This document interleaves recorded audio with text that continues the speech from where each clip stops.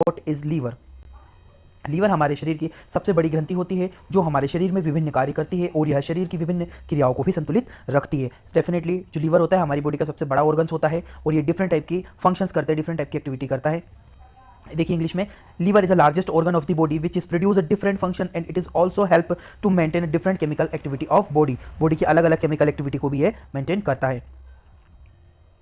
अब देखिए लीवर के कार्य, what is functions of liver? Liver के क्या कार्य होते हैं, फंक्शंस क्या है, क्या मेन काम है उसका? यह हमारे शरीर में विभिन्न छोटे छोटे अणुओं को तोड़ने का कार्य करता है। इस प्रक्रिया को उपापचयन क्रिया कहते हैं। ठीक है, बड़े मॉलिक्यूल्स को तोड़ने का काम, मेटाबॉलिज्म करना। मेटाबॉलिज्म मतलब किसी भी कोई भी मॉलिक्यूल्स होगा उनको और छोटे छोटे भागों में तोड़ना, उनका भागों को तोड़ के बॉडी को मेटाबोलाइज करना। ठीक है, जैसे कि कार्बोहाइड्रेट का उपापचयन करना, प्रोटीन का उपापचयन करना, वसा मीन्स लिपिड का उपापचयन करना। ये जो छोटे छोटे कार्बोहाइड्रेट, प्रोटीन, लिपिड, ये सब मॉलिक्यूल को ब्रेक डाउन करता है। इस प्रोसेस को अपन बोलते हैं metabolism. Liver help to metabolism different molecule such as protein, lipid and carbohydrates. जब ग्लूकोज की मात्रा, नेक्स्ट फंक्शन है, जब ग्लूकोज की मात्रा अधिक हो जाती है तब लीवर ग्लूकोज को ग्लाइकोजन के रूप में एकत्रित करके रखता है। It store a glucose to form a glycogen.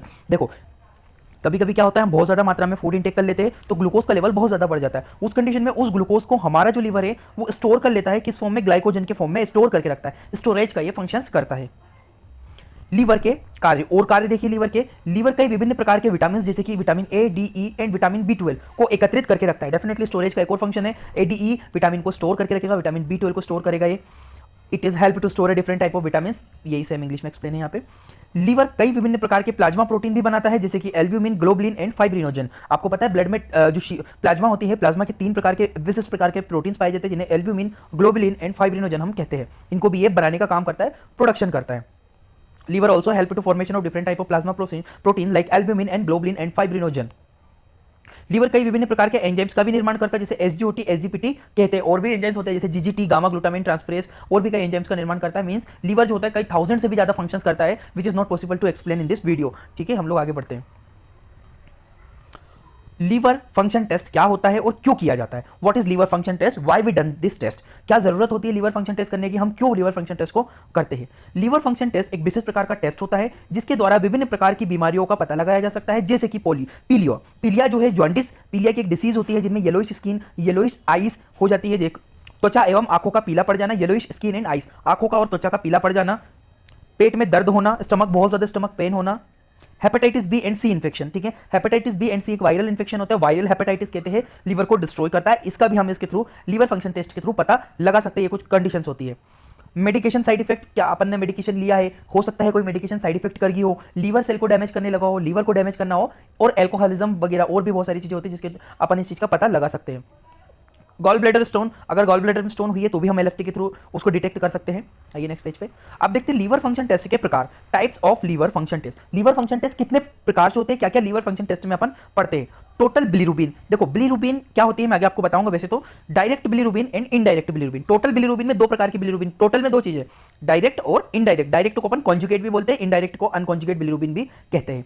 देखिए प्रोटीन भी लगाते हैं, एल्ब्यूमिन और ग्लोबुलिन का टेस्ट लगाते हैं अपन। Enzymes AST, ALT, GGT, ALP भी होता है, अल्कलाइन फोस्फेटेज, वो भी अपन इस चीज के थ्रू कर सकते हैं। ठीक है, अब देखिए सबसे पहले अपन लोग बिलीरुबिन के बारे में बात करेंगे, फिर प्रोटीन, फिर enzymes.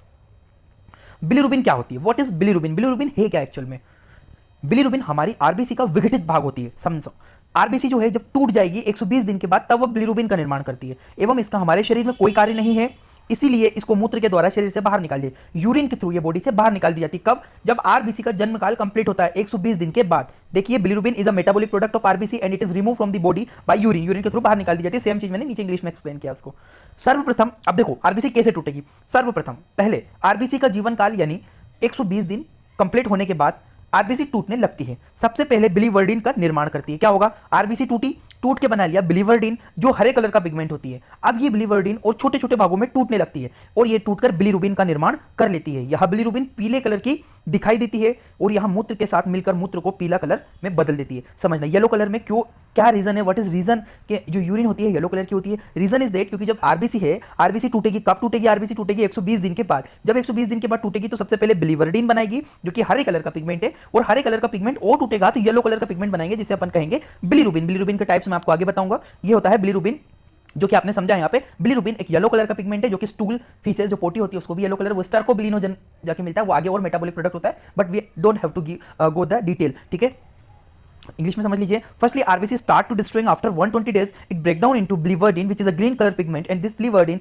break down into bilirubin which is a yellow color pigment, and it is removed from the body by using a urine and it give a yellow color of urine। ठीक है, bilirubin urine को yellow colour provide करती है। Next page पे आते हैं। Bilirubin के प्रकार, कितने टाइप्स होते हैं, बिलिरुबिन के कितने प्रकार होते हैं। ठीक है, बिलिरुबिन को सामान्यतः 3 भागों में विभाजित किया गया है। Bilirubin divided into 3 parts. कौन कौन से part? Total bilirubin, total bilirubin के अंदर ही आती है डायरेक्ट बिलिरुबिन और इनडायरेक्ट बिलिरुबिन।